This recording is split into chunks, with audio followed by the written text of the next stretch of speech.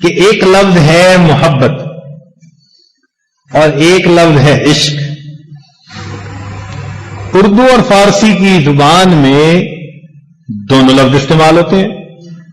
عشق بھی استعمال ہوتا ہے, محبت کا لفظ بھی استعمال ہوتا ہے. یہ عشق کا لفظ ہے تو فارسی زبان کا, لیکن عربی میں بھی استعمال ہوتا ہے. بلکہ ایک روایت ایسی بھی ہے سیاستہ کی نہیں, دوسری حدیث کی کتابوں میں, کہ جس میں عشق کا لفظ نبی علیہ السلام نے بھی استعمال فرمایا. من تعشق وقتم عشقہ فہو شہید. اب اس کی سند کے اوپر محدثین بحث کرتے ہیں, مگر مضمون اس طرح کا موجود ضرور ہے. ایک روایت میں ایک باندی کے عشق کا بھی تذکرہ ہے. ہم نے ایک مرتبہ کچھ 6 مہینے لگائے کہ حدیث کی مختلف کتابوں میں سے کہیں یہ لفظ استعمال ہوا ہو تو 1 یا 2 اس کے ریفرنس ہمیں ملے, مگر قرآن مجید میں استعمال کہیں نہیں کیا گیا. اس کی کیا وجہ ہے؟ اس کی ایک خاص وجہ ہے. یہ جو تعلق ہوتا ہے نا, اس کے اپنے اپنے انداز ہوتے ہیں. ذرا غور سے سمجھیں بات. ایک انداز تو یہ ہوتا ہے کہ انسان کو محبوب سے محبت تو ہے, مگر وہ محبوب کے سامنے سر تسلیم خم ہے, اس کی رضا پہ راضی ہے. وہ کسی نے کہا تھا, دیکھنا ہو انہیں دور سے دیکھا کرنا, دیکھنا ہو انہیں دور سے دیکھا کرنا, عشق کا کام نہیں حسن کو رسوا کرنا. تو کئی طبیعتیں ایسی ہوتی ہیں کہ وہ اپنے آپ کو محبوب کے حوالے کر دیتی ہیں, جی ہم آپ کی رضا پہ راضی. اور کئی طبیعتیں ایسی ہوتی ہیں کہ وہ اپنی خواہش کو پورا کرنا چاہتے ہیں. جو دل کے اندر چاہت ہے, خواہش ہے کہ یہ پوری ہو جائے کسی طرح.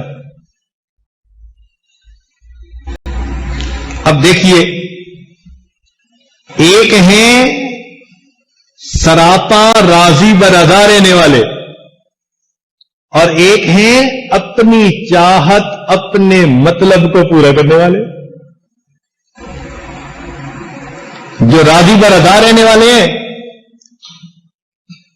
انہوں نے کہا کہ نہ تو ہجر ہے اچھا نہ وصال اچھا ہے, یار جس حال میں رکھے وہی حال اچھا ہے. یہ راضی برضا لوگ ہیں. اور کئی دوسرے جو کہتے ہیں نہیں ہمیں تو ہر حال میں محبوب کی ملاقات چاہیے, ان کو وصل بھی حاصل ہو جائے تو وہ کہتے ہیں رات چھوٹی ہے. کہنے والے نے کہا شب وصال بہت کم ہے آسماں سے کہو, شب وصال بہت کم ہے آسماں سے کہو, کہ جوڑ دے کوئی ٹکڑا شب جدائی کا. تو ایک یہ طبیعت ہے. تو معلوم ہوا طبیعتیں مختلف ہوتی ہیں. اب محققین علماء نے یہ بات لکھی,